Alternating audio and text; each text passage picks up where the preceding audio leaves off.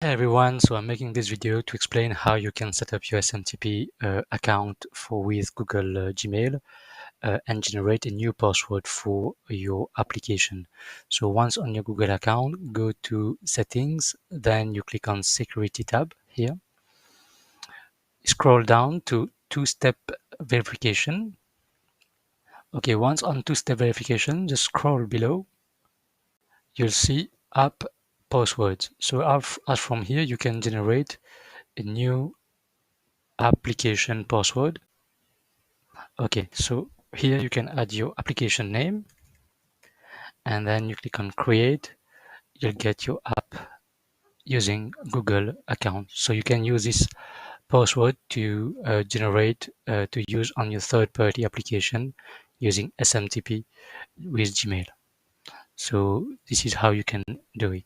Thank you very much.